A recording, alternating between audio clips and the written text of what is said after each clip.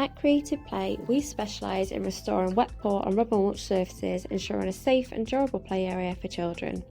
In this video, we'll guide you step by step through the repair process.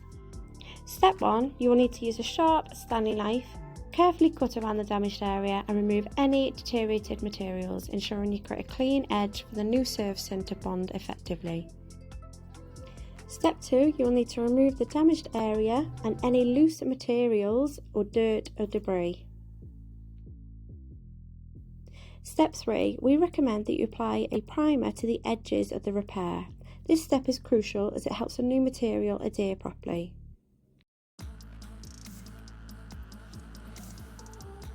Step 4, now it's time to mix the repair material. Combine the rubber granules with the appropriate binder in a mixing bucket. Stir thoroughly until you achieve a consistent texture. For best results, follow the recommended ratios provided.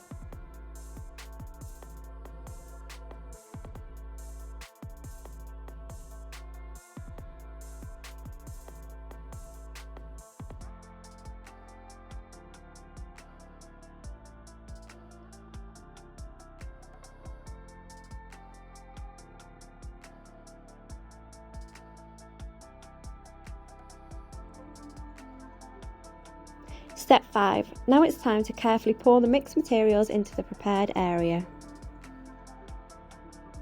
Step 6. Ensure to overfill the area with the material to allow for compaction when completing the repair. Step 7. You will now need to use your steel float and lubricate it with soapy water. Use the steel float to spread and level the material evenly, ensuring it blends seamlessly with the existing surface. Apply firm pressure to compact the material for a durable finish.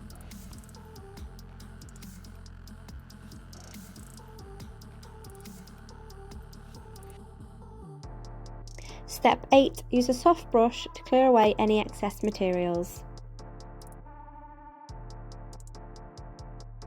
Step 9. Finally, allow the repaired section to cure. We recommend allowing 24 hours, depending on the weather conditions. Once set, inspect the area to ensure a smooth, even finish ready for play. And there you have it, a fully restored playground surface, safe and ready for children to enjoy.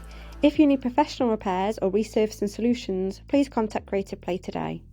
Alternatively, if you have any questions on the step-by-step guide, please don't hesitate to get in touch. Thank you.